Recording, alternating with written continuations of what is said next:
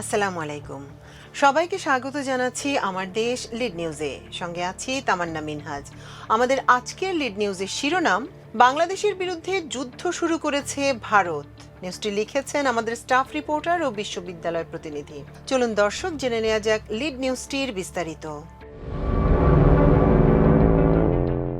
জুলাই বিপ্লবের অন্যতম সম্মুখ যোদ্ধা ও ঢাকা ৮ আসনের সম্ভাব্য স্বতন্ত্র প্রার্থী শরীফ ওসমান হাদিকে গুলি করে হত্যা চেষ্টার প্রতিবাদে রাজধানীর কেন্দ্রীয় শহীদ মিনারে সর্বদলীয় প্রতিরোধ সমাবেশ অনুষ্ঠিত হয়েছে।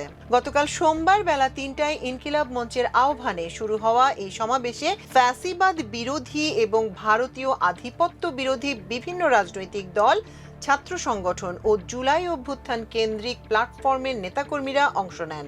এ সময় দেশের স্বাধীনতা সার্বভৌমত্ব অক্ষুণ্ণ রাখতে ওসমান হাদির রক্তের শপথ নেন বক্তারা।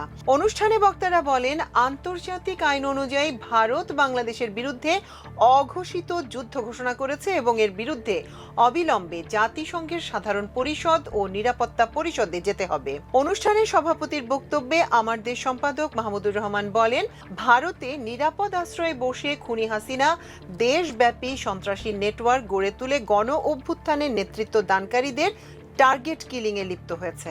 তিনি বলেন, ফ্যাসিস্ট সরকারের পতনের পর ১৬ মাস পেরিয়ে গেলেও দেশের আইন শৃঙ্খলা পরিস্থিতির আশানুরূপ উন্নতি হয়নি। এই পরিস্থিতি নিয়ন্ত্রণে আইন শৃঙ্খলা বাহিনী এবং গোয়েন্দা সংস্থার পর্যাপ্ত দক্ষতা, যোগ্যতা ও তৎপরতার ঘাটতি স্পষ্ট। ফলে অবনতিশীল নিরাপত্তা পরিস্থিতিতে শুধু এসব সংস্থার উপর নির্ভর করে আওয়ামী ফ্যাসিস্টদের মরিয়া খুনের কার্যক্রম বন্ধ করা সম্ভব নয়। বাংলাদেশের সার্বভৌমত্বের উপর ক্রমবর্ধমান হুমকি রুখতে হলে দেশবাসীকে ঐক্যবদ্ধ করে সর্বস্তরে জননিরাপত্তার নিজস্ব সংস্থা গড়ে তুলতে হবে। এ লক্ষ্যে এখন থেকে দেশের সব ওয়ার্ডে আইন শৃঙ্খলা রক্ষার গণকমিটি গড়ে তোলার আহ্বান জানান তিনি।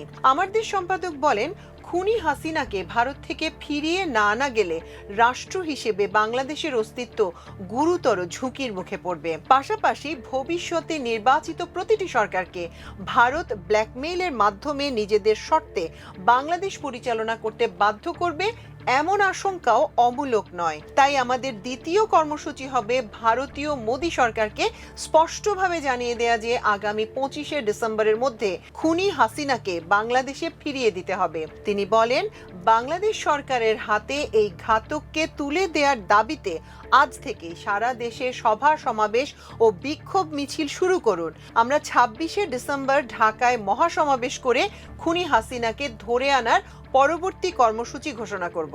মাহমুদুর রহমান বলেন, আন্তর্জাতিক আইনে বলা আছে, আপনি যখন আপনার দেশে সন্ত্রাসীদের আশ্রয় দিয়ে তাদের মাধ্যমে অন্য কোনো দেশের অভ্যন্তরে বিশৃঙ্খলা এবং সন্ত্রাসী কর্মকাণ্ড করবেন, তার অর্থ হচ্ছে এই দেশের বিরুদ্ধে যুদ্ধ ঘোষণা করেছেন। তিনি বলেন, আমি সরকারের প্রতি আহ্বান জানাচ্ছি, আপনারা অনতি বিলম্বে জাতিসংঘে ভারতের বিরুদ্ধে নালিশ উত্থাপন করুন। ভারত বাংলাদেশের বিরুদ্ধে অঘোষিত যুদ্ধ ঘোষণা করেছে এবং এর বিরুদ্ধে আমাদের অবিলম্বে জাতিসংঘের সাধারণ পরিষদ ও নিরাপত্তা পরিষদে যেতে হবে।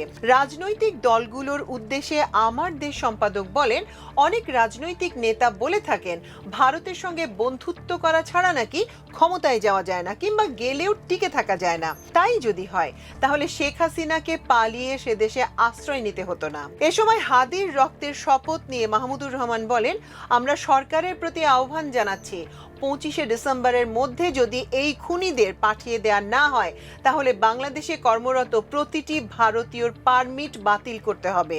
রাজনৈতিক দলগুলোকে একসঙ্গে বসার আহ্বান জানিয়ে তিনি আরো বলেন, আপনাদের দায়িত্ব হবে ফ্যাসিবাদী ও ফ্যাসিবাদের দোসরদের চিহ্নিত করে তাদের আইনের হাতে সোপর্দ করা। সমাবেশে উপস্থিত ছাত্র জনতাকে শপথ বাক্য পাঠ করান মজলুম সম্পাদক মাহমুদুর রহমান। সেখানে তার সঙ্গে উপস্থিত সবাই হাত তুলে শপথ বাক্য পাঠ করেন। এ সময় পুরো শহীদ মিনার এলাকায় হাজারো বিপ্লবীর কণ্ঠ ধ্বনিত হয়। শপথ বাক্যে বলা হয়, বিসমিল্লাহির রহমানির রহিম, আমরা আজ এই সর্বদলীয় প্রতিরোধ সমাবেশ থেকে মহান সৃষ্টিকর্তার নামে শপথ করছি যে জুলাইয়ের গণ আকাঙ্ক্ষার পক্ষে বাংলাদেশের স্বাধীনতা সার্বভৌমত্বের প্রশ্নে আমরা সবাই দল মত নির্বিশেষে ঐক্যবদ্ধ থাকব।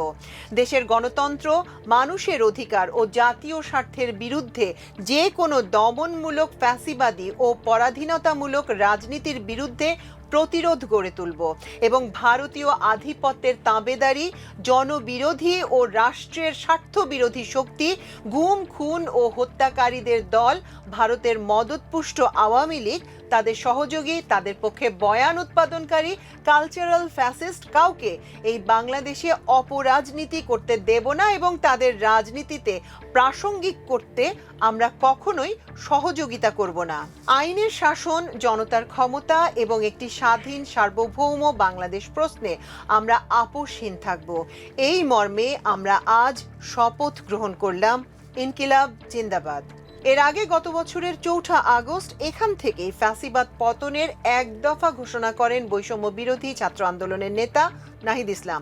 সমাবেশে জামায়াতে ইসলামের সেক্রেটারি জেনারেল মিয়া গোলাম পরওয়ার, জাতীয় নাগরিক পার্টি এনসিপির আহ্বায়ক নাহিদ ইসলাম, সদস্য সচিব আক্তার হোসেন, এবি পার্টির সাধারণ সম্পাদক আসাদুজ্জামান ফুয়াদ, ওয়ার্কার্স পার্টির সাধারণ সম্পাদক সাইফুল ইসলাম, লেবার পার্টির চেয়ারম্যান মোস্তাফিজুর রহমান ইরান, হেফাজতে ইসলামের নায়েবে আমির আহমদ আলী কাশেমি, গণ অধিকার পরিষদের সাধারণ সম্পাদক রাশেদ খান প্রমুখ বক্তব্য রাখেন। এছাড়াও বিশিষ্ট চিন্তক ফরহাদ মজহার উপস্থিত ছিলেন। সমাবেশে ইসলামী ছাত্র শিবির, জুলাই ঐক্য, আপ বাংলাদেশ, জাতীয় ছাত্র শক্তি, ডাকসু নেতারা সহ ইনকিলাব মঞ্চের কর্মীরা উপস্থিত ছিলেন।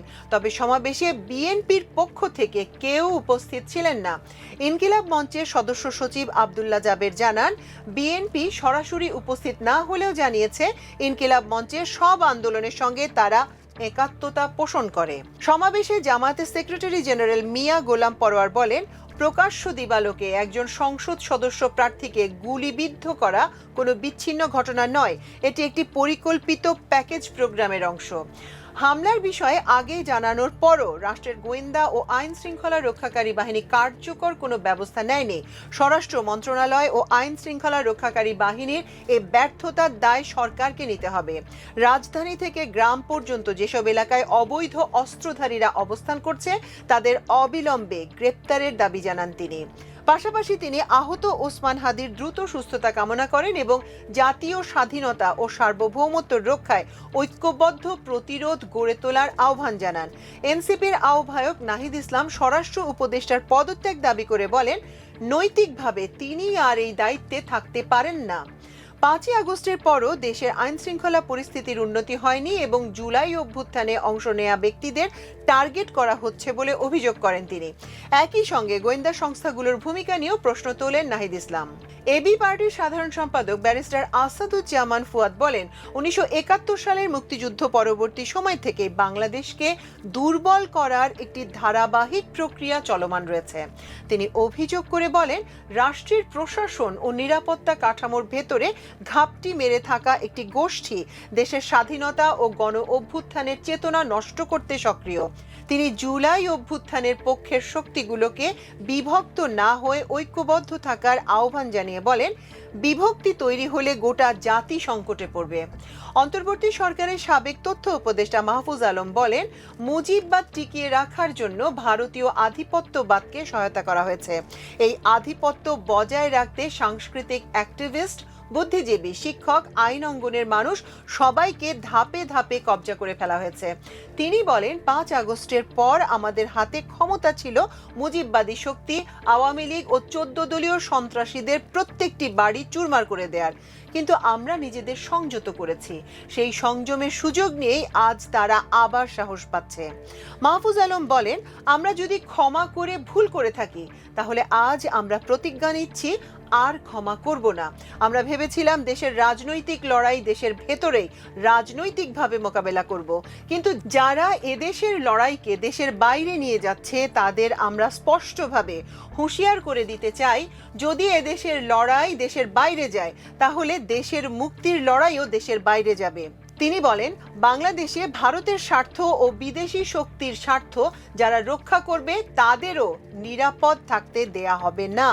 যদি আমরা নিরাপদ না থাকি তাহলে আমাদের শত্রুরাও নিরাপদ থাকতে পারবে না, এটাই বেসিক কন্ডিশন। এনসিপির দক্ষিণাঞ্চলের মুখ্য সংগঠক হাসনাত আব্দুল্লাহ বলেন, যারা এখনো দিল্লির তাবেদারি করছে তাদের বলছি, আপনাদের বিরুদ্ধে লড়াই করে আমরা তৃতীয় স্বাধীনতা অর্জন করব। নির্বাচন কমিশনারের ব্যাপারে তিনি বলেন, এক ইলেকশন কমিশনার গেলে হাজারটা ইলেকশন কমিশনার পাওয়া যাবে, কিন্তু আমাদের ভাই হাদি চলে গেলে আর কোনো হাদি পাওয়া যাবে না। দলটির উত্তরাঞ্চলের মুখ্য সংগঠক সার্জিস আলম বলেন, জুলাই অভ্যুত্থানে গণহত্যাকারী মৃত্যুদণ্ডপ্রাপ্ত হাসিনা ও খুনিদের আশ্রয় দিয়ে বাংলাদেশের সঙ্গে সম্পর্ক কোনোদিন স্বাভাবিক হবে না। বাংলাদেশে অবস্থিত ভারতীয় দূতাবাস যদি এদেশের মানুষের আকাঙ্ক্ষা চাওয়া পাওয়া যদি ভারতের কাছে তুলে ধরতে না পারে, তাহলে ওই বিল্ডিংগুলো থাকার দরকার নেই। ঢাকা বিশ্ববিদ্যালয় কেন্দ্রীয় ছাত্র সংসদ ডাকসুর ভিপি সাদিক কায়েম বলেন, আমাদের কমন এনিমি ভারত এবং তাদের ফ্যাসিবাদী দোসররা। শরীফ ওসমান হাদির বিচারের দাবিতে আমাদের জাতীয়ভাবে ঐক্যবদ্ধ হতে হবে। দর্শক, এই ছিল আমাদের আজকের লিড নিউজের আয়োজন। এতক্ষণ সঙ্গে থাকার জন্য অশেষ কৃতজ্ঞতা। আল্লাহ হাফেজ।